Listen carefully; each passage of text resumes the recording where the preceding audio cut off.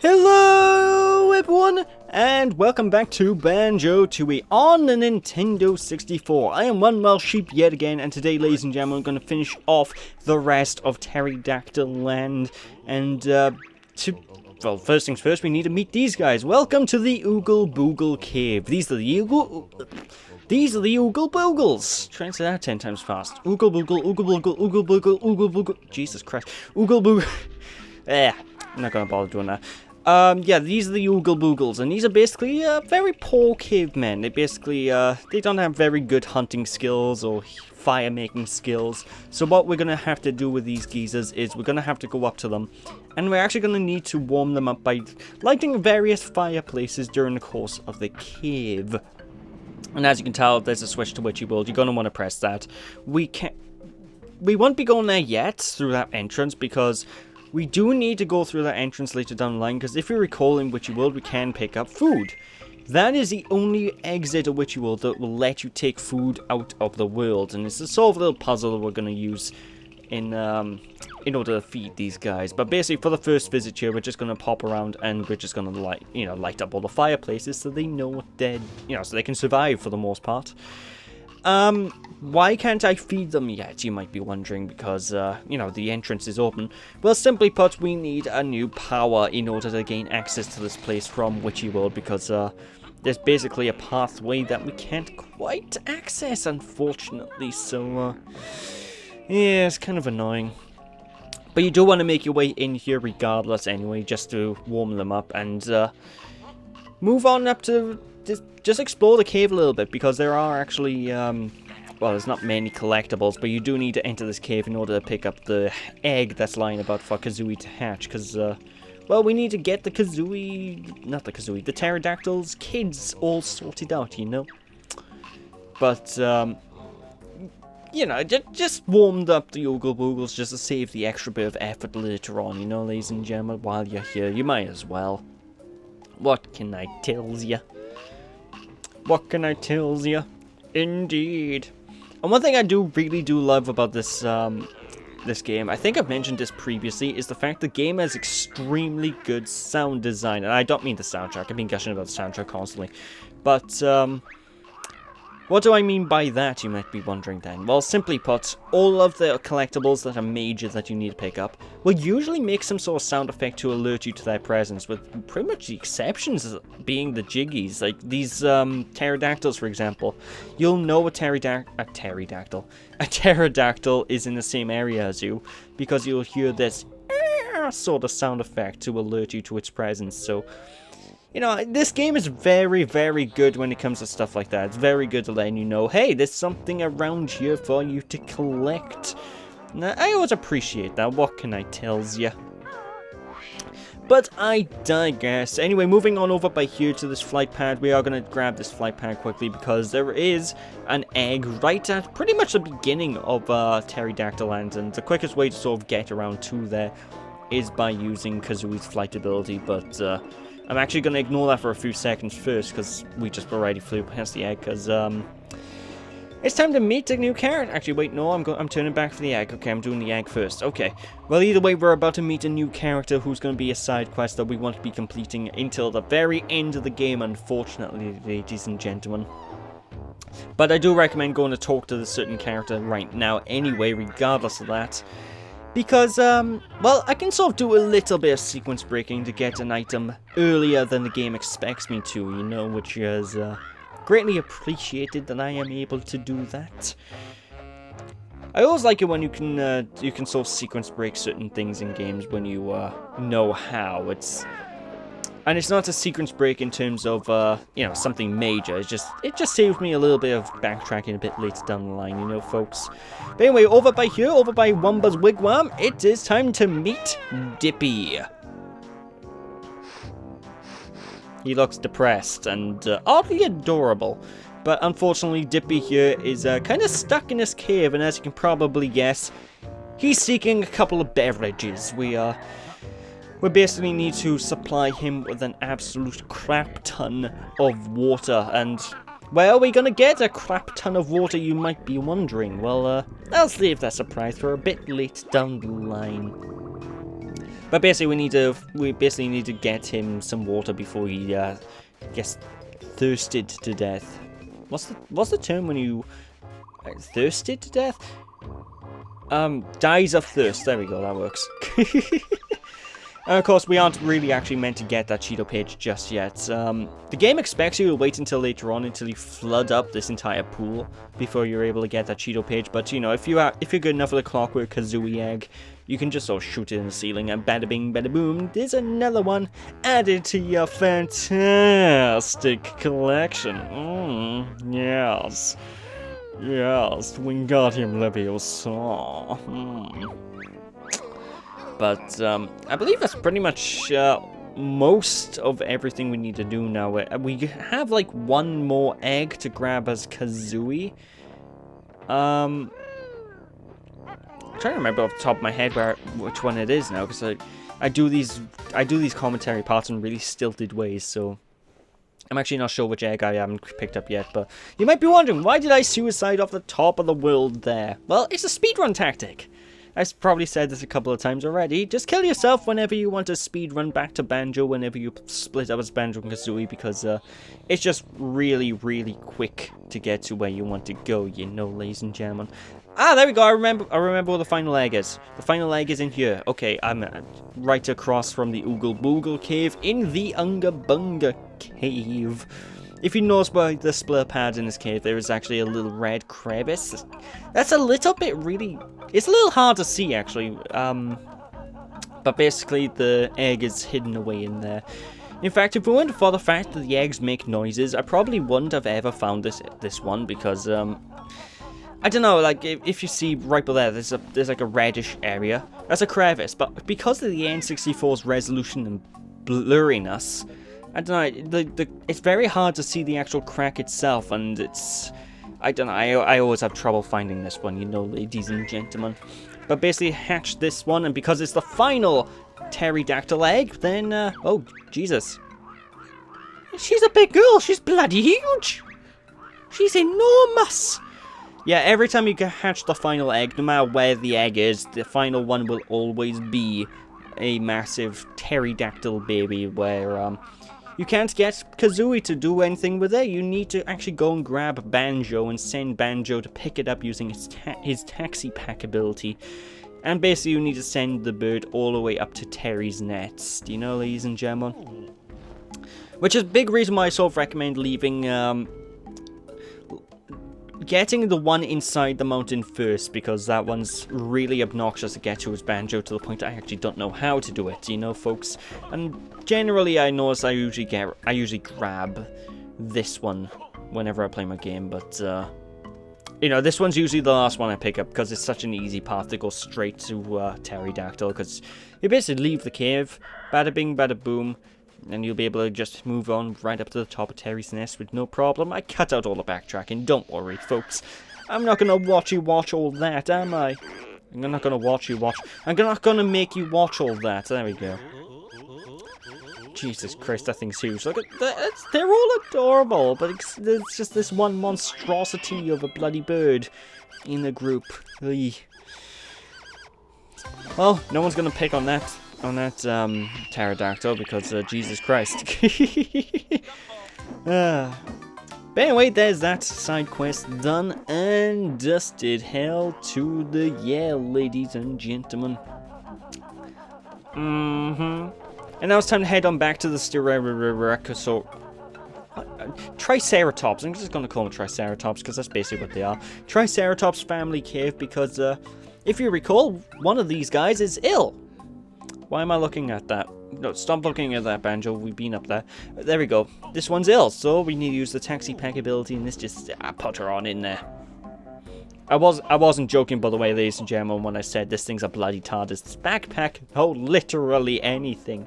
It's ridiculous how much you can fit in that tiny condensed space. Hui. It's kind of fortunate as well this family cave is right next to the train station, because we need to basically pick that dinosaur up and go straight to the train station and pop the basically pop the sick dino inside the back carriage, and you know, it's all good. It's all good. It's all good. I don't know. I have heard from people that getting the dinosaur out can be a little bit finicky. So what I just sort of recommend is move pretty much central to this, central to the actual cab itself. And Banjo should automatically pull the dinosaur out whenever you push the buttons in the right place. But before we actually do deal with that, we are going to switch back to Mumbo Jumbo in order to resize Humble Wumba's hut, because I figured we might as well finish off the rest of what we can do in Pterodactyl Land before we before we finish off the Triceratops side quest, ladies and gentlemen. So grab Mumbo Jumbo, and it's time to go and resize Wumba's wigwam. And you will be needing to do this, because if you notice, there are actually loads of dinosaur doorways listed about. In fact, there's one right behind Wumba's wigwam right there, and we basically need to use a small power-up in order to gain access to these doorways and what have you listed about, ladies and gentlemen. So, you're going to want to resize this, and it's time to head on back to the family cave, because if you recall, there is actually a Triceratops that is, he's pretty much on the dirty side. He's a pretty tiny little runt. So, gotta use Mumbo's enlarging powers in order to basically resize him to maximum, to make him bigger, basically, so he doesn't get picked on, and he gets his, fantastic lady friends, ladies and gentlemen. Unless this dinosaur turns out to swing for the homosexual side, in that case, he won't be after the lady friends, he'll be after the guy friends. But that's beside the point. What can I tells you? What can I tells you? Indeed. Yes.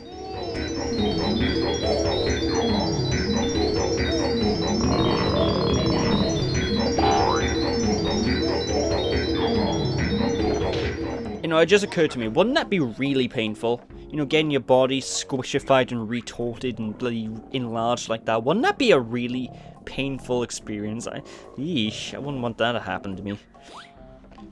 I'll take my being completely unfit over doing anything like that. What can I tell you, ladies and gentlemen? But I digress. Anyway, we're basically done with Mumbo for this world now, ladies and gentlemen. We probably, no, not even probably, we want to be seeing Mumbo Jumbo again through the rest of this world. So, yeah, he doesn't really do much in this one, and that's one thing that kind of bugs me about Banjo Tooie as a whole, is you usually, whenever you find Mumbo, with one or two exceptions, you only really ever use him for like one or two things, and then you're back to Banjo and Kazooie, and it really just makes me question, why do we need to go, and why did they bother up on Mumbo in the first place if we didn't have any more stuff to do, to deal with? Because they did advertise Mumbo being a playable character as a big selling point back in the day as well, because I remember people being, well, not people, I remember myself being quite, what's the word, excited to play as Mumbo Jumbo properly, when it first came out. But no, it's just mainly a wasted opportunity. What can I tell you? Anyway, we are going to want to use that flight path anyway to get hold of that Jinjo that we basically unlocked from the very beginning. Like, we unlocked the access to that Jinjo, like, way at the start of the game. Not at the start of the game, at the start of the world, where we shot the giant switch with the grenade eggs, but, yeah. Might as well get out of the way now, We are pretty much at the end of the world now, see, folks. We are actually doing all the cleanup and getting everything prepared to finish it all up, which is pretty damn dope. But, yeah. Oh my god, it's so adorable! Oh! Welcome to, well, not welcome to, but we are now playing as the baby T-Rex, and right now as it stands, the baby T-Rex can do nothing. He just looks adorable. But if you walk across to one of the dinosaurs, instead of the dinosaurs actively going out of their way to attack you, instead the dinosaur will talk to you.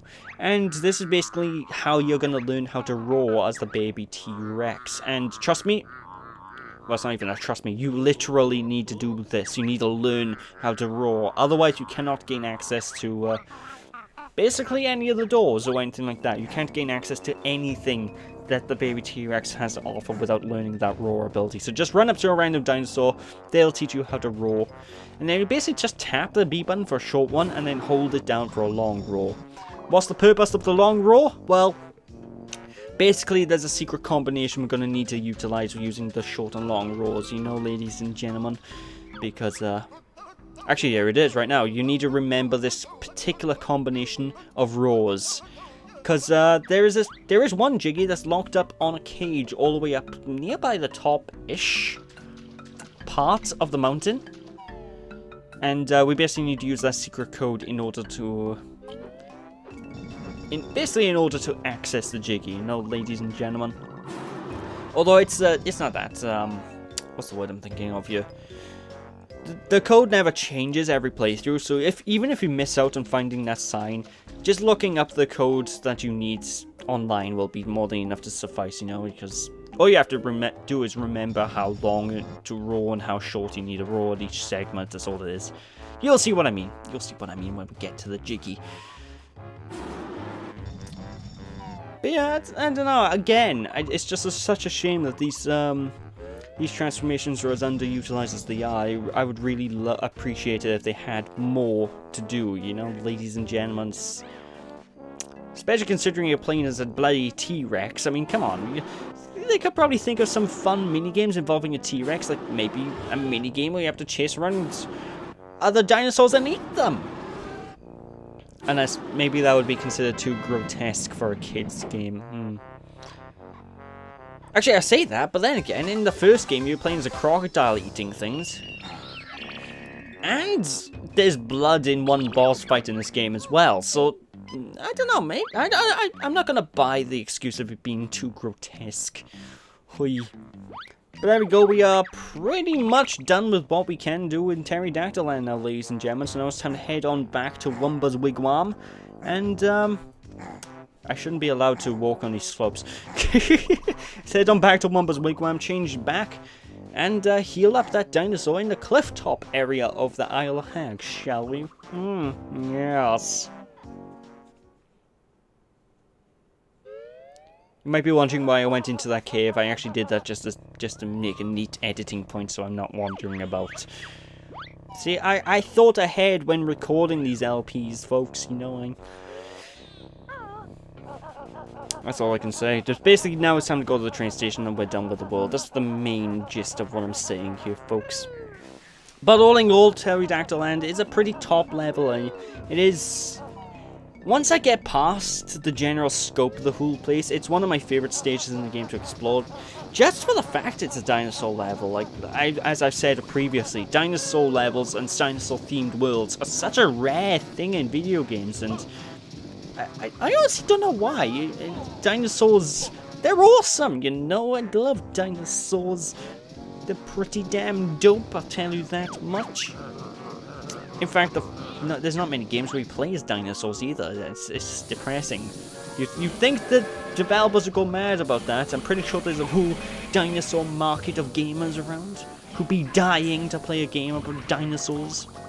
Outside of, like, point-and-click games that generally dinosaurs seem to be in, from what I've noticed. You know?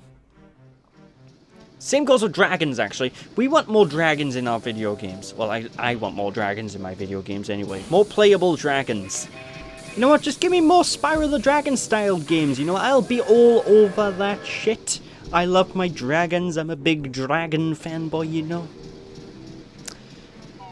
But I digress. Anyway, it's time to get Mumbo Jumbo at Cliff Top here, and we also do need to pick up the Globo for Mumbo as well. I don't think I've actually grabbed that yet. And basically, if you're wondering where to find the Globo for Mumbo, it's basically by the entrance of the penultimate world of the game. Because if you notice the giant black structure to our right, well, that's basically where we are going for the penultimate world. So